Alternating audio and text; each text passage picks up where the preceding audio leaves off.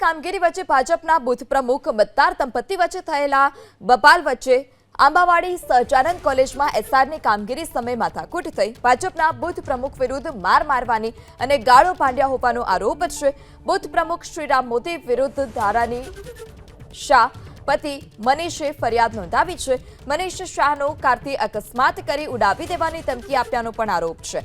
દંપતી સામે હાથ પગ તોડી નાખવાની ધમકી આપ્યાનો પણ આરોપ છે। શ્રીરામ મોદીનો આરોપ સેટેલાઇટ પોલીસે સામસામે ફરિયાદ નોંધી વધુ તપાસ હાથ ધરી છે।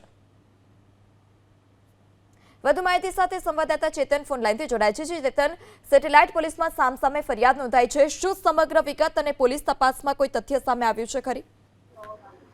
આંબાવાડી સહજાનંદ કોલેજમાં સરની કામગીરી દરમિયાન ભાજપના બૂથ પ્રમુખ અને મતદાર દંપતી વચ્ચે બબાલ થઈ હતી। આંબાવાડી વિસ્તારમાં આવેલી સહજાનંદ કોલેજમાં સરની કામગીરી શરૂ હતી। તે દરમિયાન ભાજપના વોર્ડ પ્રમુખ શ્રીરામ મોદી અને ધારીની શાહ તથા તેમના પતિ મનીષ શાહ વચ્ચે માથાકૂટ થઈ હતી। ખુરશી પર બેસવા બાબતે બંને પક્ષો વચ્ચે માથાકૂટ થઈ હતી। એક તરફ સમગ્ર કેસમાં શ્રીરામ મોદીએ ધારીની શાહ અને તેમના પતિ મનીષ શાહ વિરુદ્ધ હાથ પગ તોડી નાખવાની ફરિયાદ નોંધાવી છે। તે તરફ જે દંપતી છે, શાહ દંપતી, તેમણે પણ શ્રીરામ મોદી વિરુદ્ધ ગાડીથી અકસ્માત કરીને ઉડાવી દઈને જાનથી મારી નાખવાની ધમકી આપી હોવાની ફરિયાદ નોંધાવી છે। આમ સેટેલાઇટ પોલીસ મથકમાં બંને પક્ષો દ્વારા સામસામે ક્રોસ ફરિયાદ નોંધવામાં આવી છે। સેટેલાઇટ પોલીસે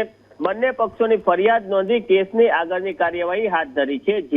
જી ચેતન, માહિતી બદલ આભાર।